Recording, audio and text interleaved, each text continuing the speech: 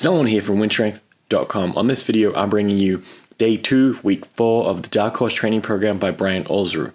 Like usual, I'll leave links below for Brian Alsruhe's video where he explains the Darkhorse template in a bit more detail and gives you some more explanation and in-depth insight into how the program operates.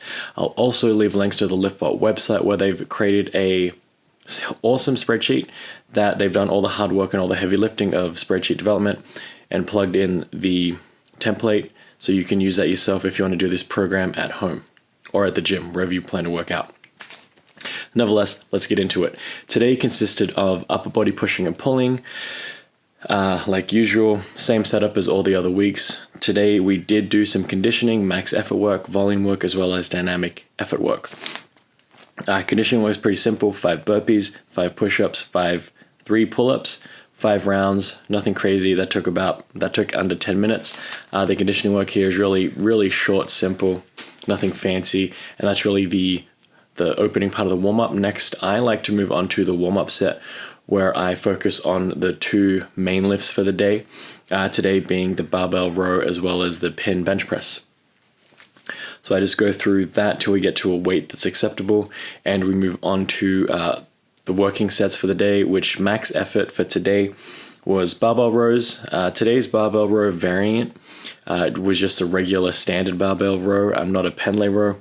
So again, we're using different tools, different variations of similar movements in order to get different training stimuli, I should say.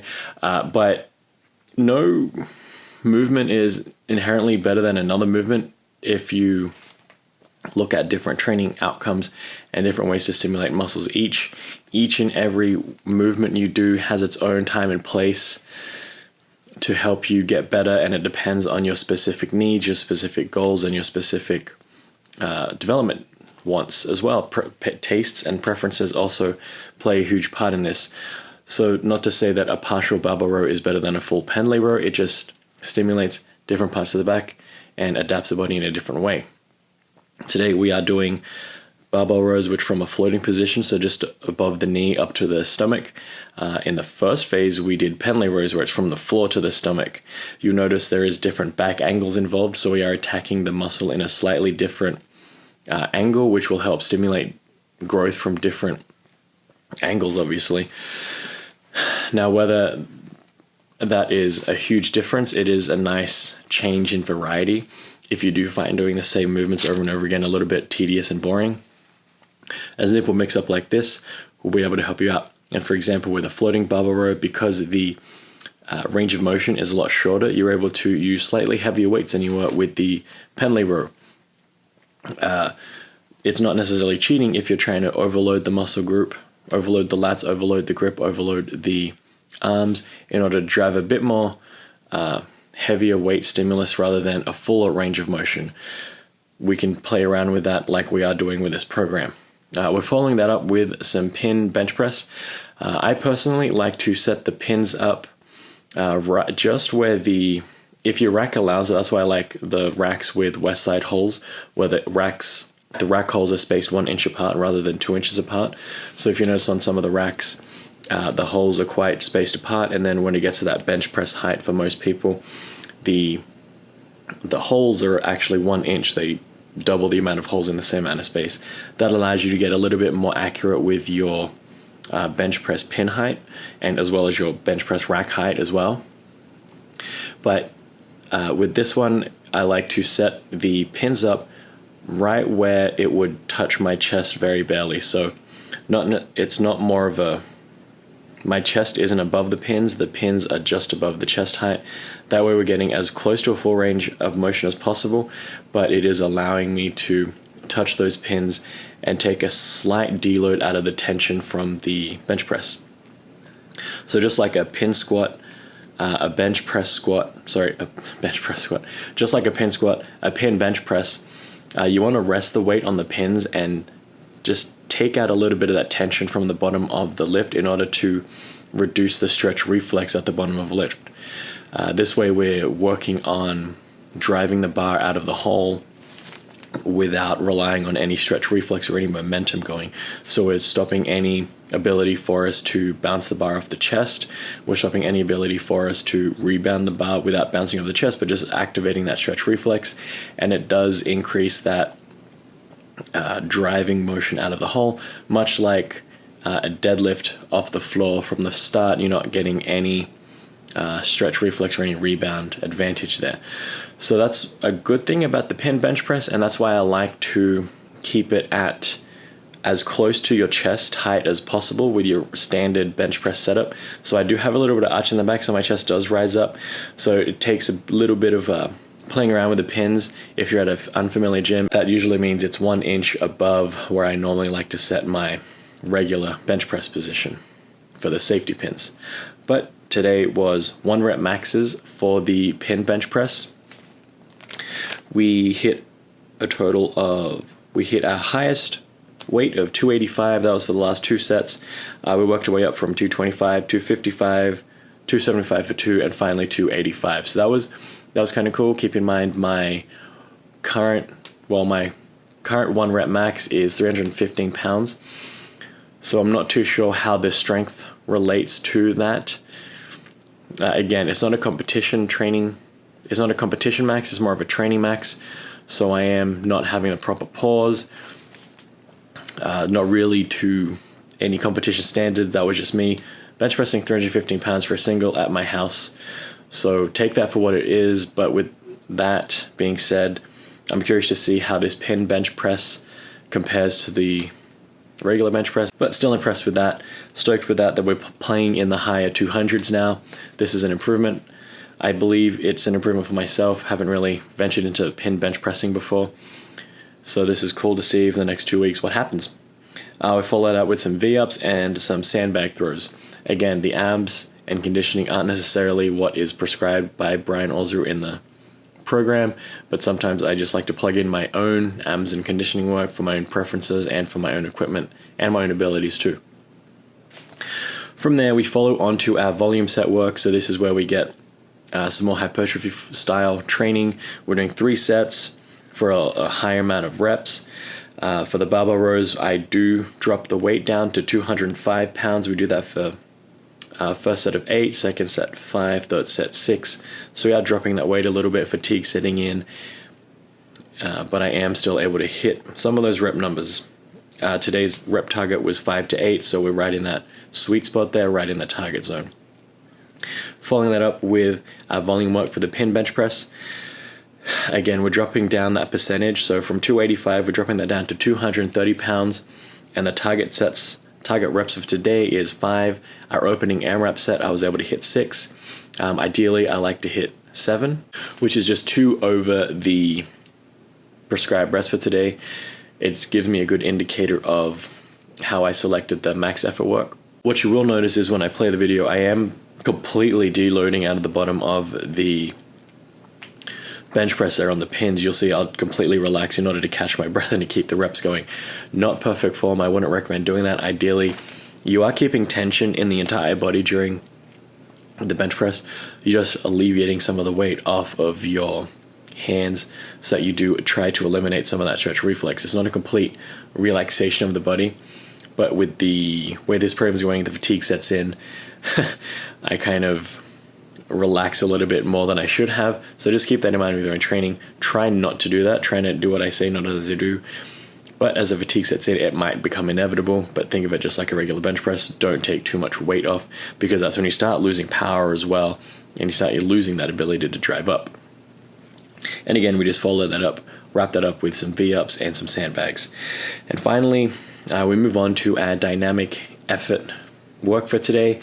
Today, like usual, dynamic effort is big 4. So today was the overhead press. We did 95 pounds with some bands, the lightest bands that I have. Unfortunately, we did have to call today's workout short. Something came up, but we did get 7 sets out of the 10 minutes for the EMOM. It's probably good that it cut short there. Just these EMOM sets are kind of driving me really tired towards the end of the day there, because I have been focusing on keeping the rest periods a lot more shorter than I have in the past during the first phase.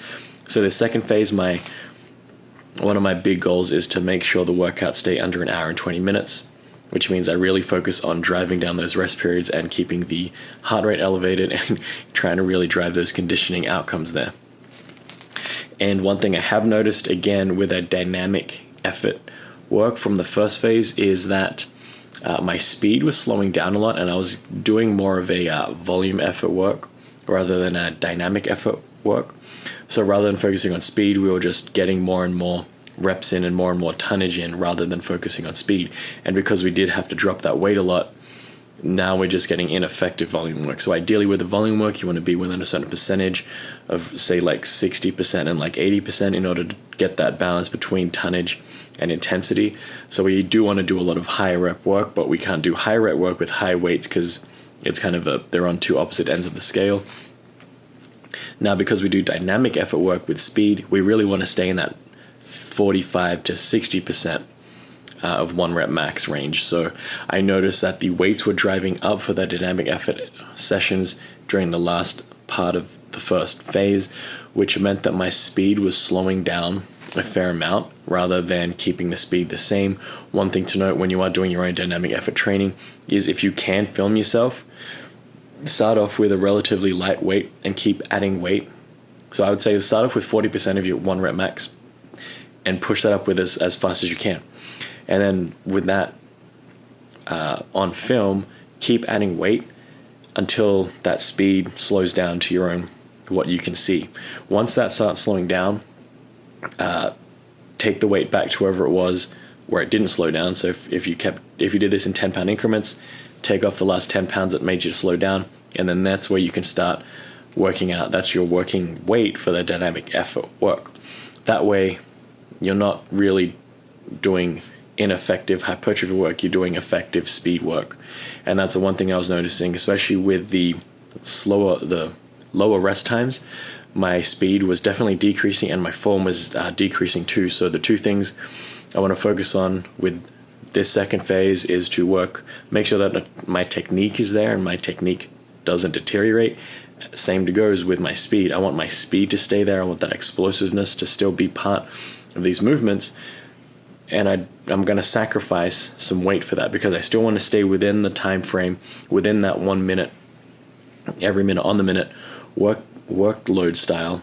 But with that being said, if I'm slowing down in either the work sets or the time frame it's taking me to do it, I need to do something, which is to drop the weight until my body catches up with my ability to push up that weight. So it's all kind of pieces of the puzzle that are falling into place. Again, I would suggest, this is why I think it's helpful to film yourself and to really look back at your training logs and just be just have a little bit of self-reflection there with how your training is going during the training. If you notice things are starting to lag or things are starting to not be executed as they should be, then just reassess, see what's happening. Remember, I'm surprised that I'm going to be to say this even, is that strength isn't paramount. Sometimes you need to look at the training goals and match the weight to the training outcomes. Obviously, I'm not going to load up 500 pounds on the bar and try and do speed work with that. I need to look at what effectively works at my own current strength levels and then adapt the weight to that so that my speed work still stays speed work. I'm not moving things very slowly. So keep that in mind with your own training. I would definitely say always reassess and just be on the continual lookout at your training logs, your training development, your training progress. This way, you're actually able to get some meaningful results out of the training program. Like this program, one of the big things I wanted to get out of it was increase my conditioning, and whilst not losing too much strength in the process. Now, I am hoping, obviously, to get stronger in the process, but I'm also more so hoping that my conditioning increases and that I see really good outcomes on that regard. So strength is kind of taking a little bit of a back burner, and for me to say that, I think that's huge, and I think that's something that you should always be reassessing as your own viewpoints. If you asked me 3 years ago if conditioning was vital, I would have said no, just focus on strength purely, and things change as the more you read, the more you learn about yourself and your own training, as well as your own health outcomes. I'm getting a little older now. Strength isn't always the priority. Sometimes general health is also a good priority to have. Like usual, I'll leave a playlist here so that you can catch up on my previous videos regarding the Darkhorse training program, as well as stay up to date with how I'm progressing and some more mindset changes that I come across along the way. This has been Selwyn from WynnStrength, and remember, a better life through strength.